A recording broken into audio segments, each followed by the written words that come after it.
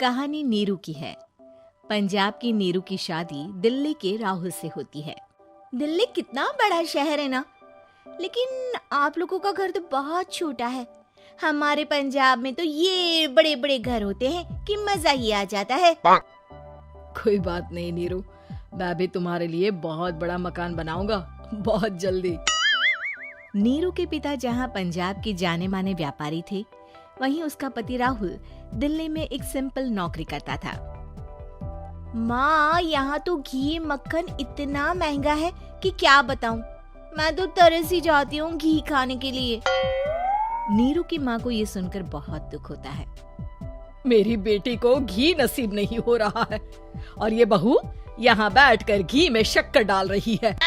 देख वनिता, मैं साफ कह रही हूँ, इस घर में जितना घी आएगा उतना ही मेरी बेटी के घर दिल्ली भी जाएगा।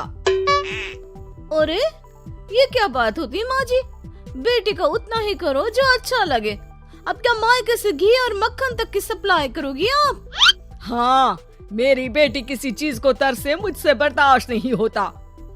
अब क्या था, नीरू के मायके में 2 किलो घी आता तो 2 किलो दिल्ली जाता नीरू के पास। एक दिन, माँ बड़ी गर्मी पड़ती है दिल्ली में। इस घर में तो एक ही एसी है और वो भी ड्राइंग रूम में। सारा परिवार एक ही कमरे में सोता है। हाँ बेटा, वो तो हर घर की कहानी है। यहाँ भी एक ही एसी है। अरे बिल इतना आता है कि क्या बोलूं। तभी वहाँ राकेश आ जाता है। माँ, थोड़ी देर में यहाँ कुछ प्लम्बर आएंगे मेरे कमरे में एसी लगाने। जरा ध्यान से लगवा देना ना माँ। ओए, ऐसे कैसे तेरे कमरे में एसी लगेगा?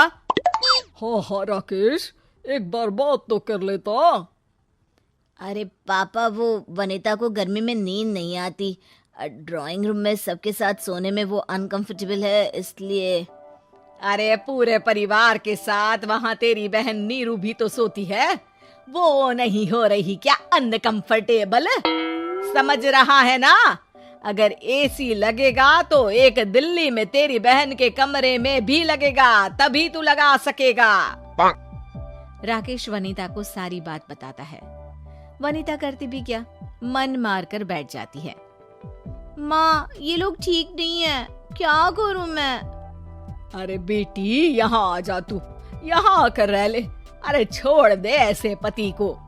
कैसे छोड़ दूँ माँ? समाज क्या कहेगा, लोग क्या कहेंगे? वैसे भी मेरा एक बेटा है मयंक। अरे हटा बेटा, तेरी उम्र ही क्या है? इतनी परेशान रहेगी तो काम कैसे चलेगा? खैर, बात आई गई हो जाती है। माँ को लगता है कि नीरू ठीक है, तो वहीं नीरू के मन में एक ही लाइन चल रही होती है, यहाँ आजा। माँ ने तो बोल ही दिया है कि यहाँ आजा। बस मयंक थोड़ा सा बड़ा हो जाए, इन गरीबों को छोड़कर मैं वापस माँ के पास ही चली जाऊंगी। वो इसी सोच में बाजार में चल रही थी कि मैम, आपका दुपट्टा जमीन को छू रहा है। नीरू जैसे ही उस लड़की की तरफ देखती है, देखती ही रह जाती है। हाय रे, कितना सुंदर लड़का है ये। अब क्या हुआ? मैंने कहा आपका दुपट्टा। तो खुद ही उठाकर दे दो ना। लड़का समझ जाता है कि नीरू उस पर फिदा हो चुकी है। वो उससे उसका नंबर लेकर चला जाता है। अब क्या था, नीरू और रोहित में लगातार बातें होने लगती है। मैं हरियाणा का रहने वाला हूँ, यहाँ एक बड़ी कंपनी का मैनेजर हूँ। अच्छा, और कितने बच्चे हैं तुम्हारे? बच्चे? अरे मेरी तो शादी भी नहीं हुई है। तुम बताओ, शादी करोगी? नीरू शर्मा जाती है। अब लेकिन मैं तो पहले से ही शादीशुदा हूँ। मुझे फर्क नहीं पड़ता, बस तुम शादी कर लो, भाग चलते हैं। बहुत पैसे वाला हूँ मैं, हमेशा खुश रखूंगा तुम्हें। नीरू रोहित से मिलकर सारा प्लान बना लेती है और फिर एक दिन घर से भाग जाती है। दोनों शादी कर लेते हैं। शादी के बाद, क्या बात है नीरू, तुम्हें परेशान सा देखता हूँ, सब ठीक तो है ना? हाँ हाँ, सब ठीक है।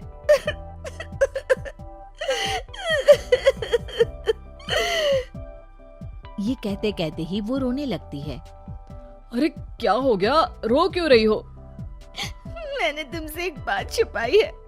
और वही बात अब मुझे परेशान कर रही है। रोहित, मेरा एक बेटा भी है, उसका नाम मयंक है। क्या बात कर रही हो? ये तुमने मुझे पहले क्यों नहीं बताया? देखो नीरू, मेरी माँ को मैंने ये नहीं बताया है कि तुम शादीशुदा हो। बच्चा मैं मैनेज नहीं कर पाऊंगा। नीरू को समझ में नहीं आता कि वो क्या करे। तुम उस बच्चे को अपनी माँ को क्यों नहीं दे देती? नीरू चुपके से माँ को फोन करती है। माँ, क्या मयंक को तुम रख सकती हो? बेटा, मैं राकेश के साथ बात करती हूँ। आखिर घर का बेटा वही है, जो वो बोलेगा। वैसे भी बेटा, तूने जो किया है ना, उसके बाद से पूरा घर तेरी बुराई कर रहा है। मैं भी अब किसी से तेरे लिए लड़ नहीं सकती। राकेश बेटा, नीरू ने तो जो किया बहुत ही बुरा किया, लेकिन मैं सोच रही थी कि क्यों ना मयंक को हम यहाँ ले आए। तभी वनीता बोल पड़ती है। वाह जी, ऐसे कैसे यहाँ ले आए? यहाँ क्या भंडारा भरा है? और जिस बच्चे की माँ ने नहीं सोचा, उसके लिए हम क्यों सोचे? नीरू को एक बार तो अपने बच्चे के बारे में सोचना चाहिए था ना। अरे लेकिन तेरे पास भी तो लड़का नहीं है ना वनीता। माँ, वनीता ठीक बोल रही है। कल को वो बड़ा होकर इसी घर का हिस्सा मांगेगा तो हम क्या करेंगे? माँ कहती भी तो क्या, वो चुप रह जाती है। वहीं नीरू का पहला पति कहता है। माँ, अगर आज भी वो वापस आ जाए तो मैं उसे माफ कर दूंगा। बेटा, गरीबी चीज ही ऐसी है, क्या करेगा? तू तो अब मयंक का सोच। वो बेचारा तो बिना माँ का हो गया।